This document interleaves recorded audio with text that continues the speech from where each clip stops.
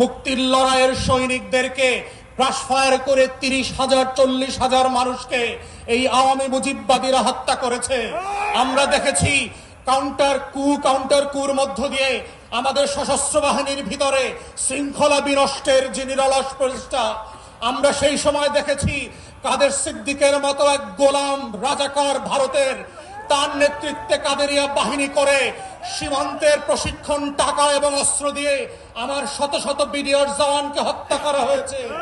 আমরা 75 পরবর্তী বাস্তবতায় দেখেছি কিভাবে বাংলাদেশে রাজনৈতিক অনৈক্য তৈরি করা হয়েছে। এই প্রসেসের মধ্য দিয়ে এই পৃথিবীতে প্রত্যেকটা আজাদির লড়াইকে কিভাবে খেয়ে দেওয়া হয়। অথবা আজকে অভ্যুত্থানের পক্ষের শক্তি যারা ছিলেন, আপনারা যদি বোধ করে থাকেন 10টা 20টা 30টা 50টা আসনের জন্য ডানে বামে তাকাবেন, মনে রাখবেন বিএনপি জামাতের নেতাদের ফাঁসি কিন্তু আটকানো যায় নাই। আপনাদের বিভক্তি কিন্তু পুরো জাতিকে সর্বগ্রাসী ছোঁয়ার মধ্যে ফেলে দেবে এবং সেই ছবল থেকে কেউ বাঁচতে পারবেন না।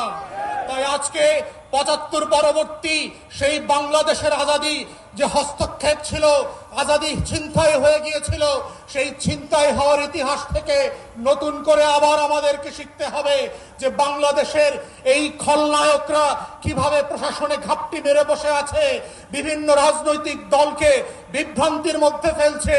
গণ অভ্যুত্থানের এক দলকে আর এক দলের বিরুদ্ধে বট বাহিনীর মিথ্যা পোস্টের মধ্য দিয়ে লেলিয়ে দেওয়া হচ্ছে, সম্পর্ক হানি করে বাংলাদেশকে রাষ্ট্র আকারে দুর্বল করা এবং এইখানে নির্বাচনকে ভণ্ডুল করবার যে আয়োজন চলছে এবং এর পিছনে যে বয়ানের রাজনীতি আছে। আমার 5 দশকের বুদ্ধিবেশ্যারা, আমার সাংবাদিক আর শিক্ষকরা ফেসবুকে বয়ানের রাজনীতি করছেন, দিল্লির আধিপত্যবাদকে সফট পাওয়ার আকারে আমার সামনে হাজির করছেন।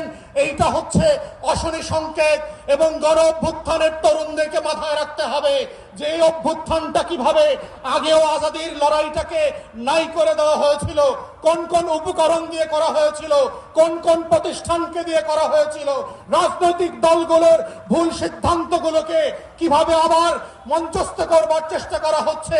এটা বোঝার মধ্যেই হচ্ছে জুলাইকে ধরে রাখার একমাত্র সত্য। আজকের গণ অভ্যুত্থানের শক্তিগুলোকে মাথায় রাখতে হবে। শত্রু সাপেক্ষে আমার বয়ানের রাজনীতি যেমন মোকাবেলা করতে হবে, শত্রু সাপেক্ষে আজাদির লড়াইকেও হেফাজত করতে হবে।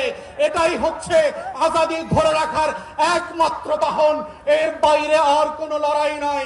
এবং সেই লড়াইতে আমরা চাই নতুন করে আবার ইনকিলাব জিন্দাবাদ হয়ে ভারতবর্ষের আনাচে কানাচে থেকে হর্ষদ মোহানির ভয়েস থেকে আজকে যেভাবে হাদির কণ্ঠকে দিয়ে সারা বাংলাদেশ আত্মস্থ করেছিল, সেই ইনকিলাব আবার আবাবিলের মতো আসমান থেকে ফিরে আসবে। ইনকিলাব, ইনকিলাব।